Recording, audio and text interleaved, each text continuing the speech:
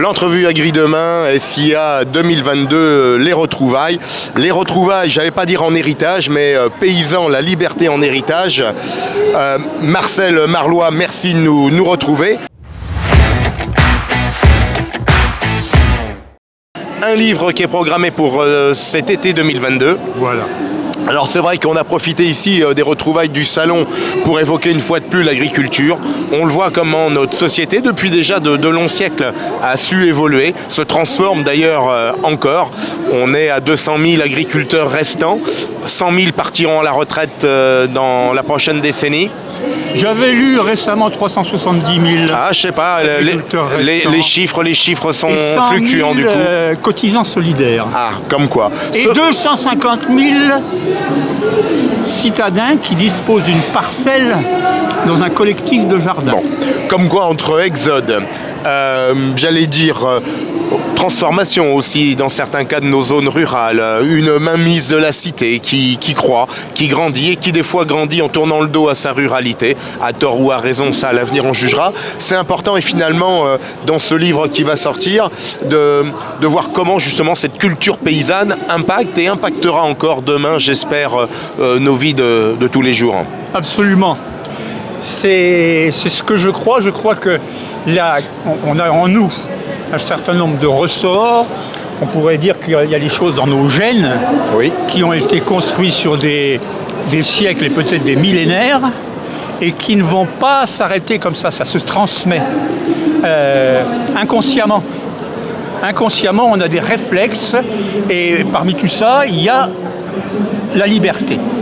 La liberté, c'est quelque chose pour lequel nos ancêtres se sont battus de diverses manières, mais on est sorti souvent du servage, de l'esclavage, on a conquis ça et on veut le garder. Je me souviens de mon père qui disait ce qui compte, c'est d'être son maître.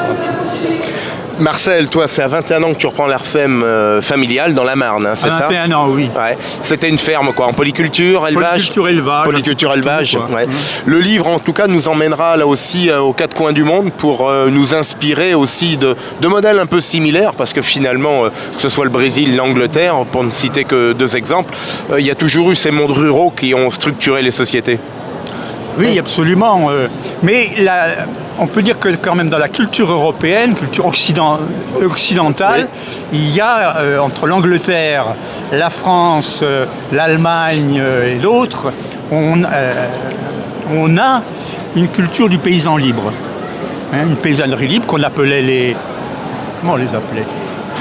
Les paysans libres. On les appelait les vilains. Bon, j'allais dire José Bové, voilà. Mais non, c'est une boutade. On les appelait les vilains au Moyen-Âge.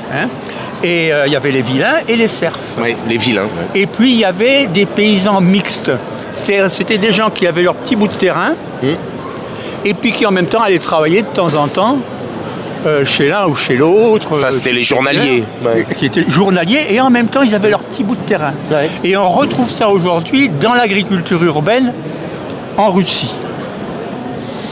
Où les gens, ils ont 600 mètres... Enfin les gens, vous avez la moitié des citadins qui ont, près de la moitié, qui ont une parcelle en moyenne 600 mètres carrés dans un collectif de jardin administré par leur association, et qui, ils ont leur emploi et ils ont ça.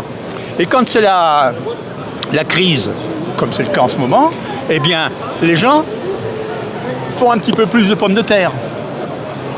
Et quand ça va très bien, ils mettent du gazon. Et ça, c'est quelque chose... Et ils ont conquis ça contre les idéologies soviétiques.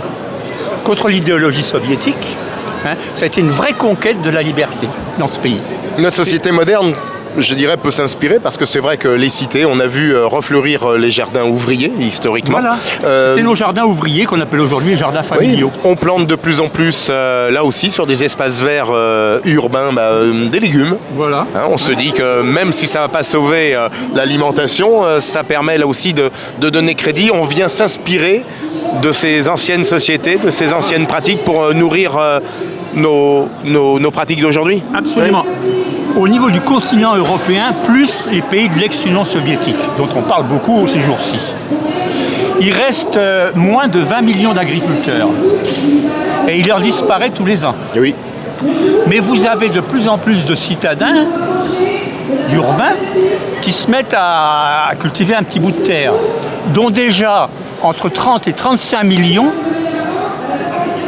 20 millions, 30 à 35 millions qui ont une parcelle dans un collectif de jardins. Ces ex-jardins ouvriers, qui se renouvellent, il y a beaucoup d'innovations, etc. Et ça, c'est très intéressant. Alors justement, ce livre va mettre en exergue ces modèles, ces pratiques, ces regards, parce qu'à chaque fois, c'est, je dirais, pour être un bon humain aujourd'hui, si on veut avoir un avenir humain, il faut quand même se pencher sur notre histoire, à les sources, je dirais, d'enseignement et de renseignement. Voilà, c'est un peu ce qui me semble, c'est ce qui m'a semblé, que j'ai essayé de gratter, enfin, d'aller essayer de découvrir. Il me semble que on reproduit, on a un certain nombre de ressorts, comme je le disais tout à l'heure, on va dire de valeurs, de réflexes, qui se reproduisent. On va changer, on va habiter dans un immeuble à Paris, eh bien,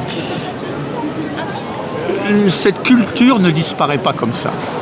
Totalement. Alors, comment la réinvestir dans le monde d'aujourd'hui? Vous avez, d'après les enquêtes, entre 70 et 80% des citadins qui préféreraient avoir une maison avec jardin. Marcel, ça sera un livre à découvrir au mois de juin. J'allais dire en clin d'œil et pour terminer, peu de gens savent que finalement, si la rentrée des classes est en septembre, c'est qu'il y avait une raison. Et que cette raison, on va la puiser dans Paysans, la liberté en héritage. Il fallait faire les moissons à l'époque, et il était clair que la rentrée des classes ne pouvait être qu'après. C'est pour ça qu'on fait la rentrée des classes en septembre. Voilà, comme quoi. Tous ce livre pour la rentrée des classes. Exactement. Paysans, la liberté en héritage, le titre peut évoluer, mais en tout cas, c'est celui qui est décidé aujourd'hui. Toujours aux éditions France Agricole, un livre de Marcel Marlois, à découvrir en juin 2022. Merci Marcel. Merci.